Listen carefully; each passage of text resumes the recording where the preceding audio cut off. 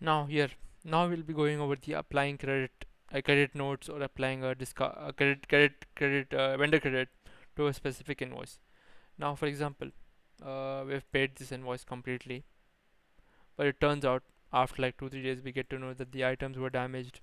So now, for example, if you go into return and we return all 5 items, when we complete the return, you see that there's no credit notes applied. As this invoice is already paid, the credit note cannot be applied to the specific invoice.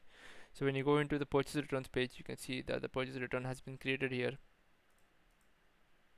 You can see for the 5 items. So for example, quantity 5 and the total. You can even see the purchase credit note that has been created here. So you can see here purchase note, credit note, HPPCs, the PR001, the 500, and the total including VAT and the vendor credit.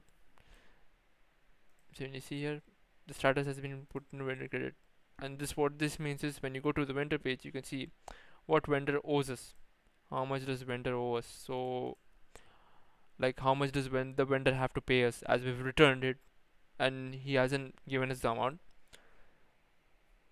The vendor still owes us this money. Now when you go to the vendor, the purchase credit notes, you also have an option to refund here.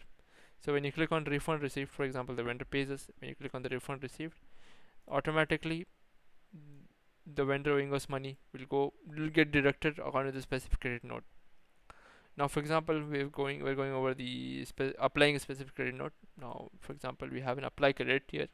So when we click on apply credit, you will have a credit note, as we've created the credit note. Now when you click on this credit note, it shows you amount to apply. Obviously this cannot be changed.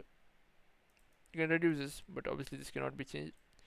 And it shows you the total amount including VAT, the remaining to pay. And for example, we're applying 525, which shows you the remaining on invoice after applying.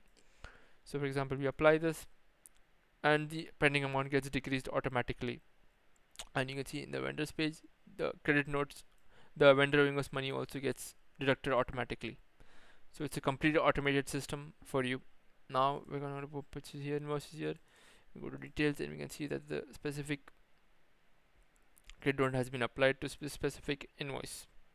And even when you go to the purchase credit notes page, you can see that the specific credit note has been gone from a vendor credit to applied.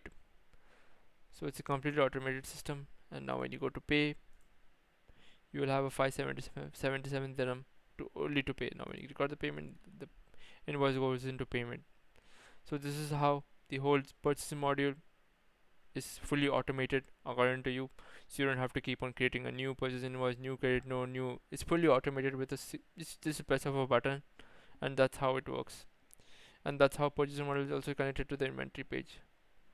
Now we'll be going over the sales module. As we've already bought in the products, we're going to be selling the products.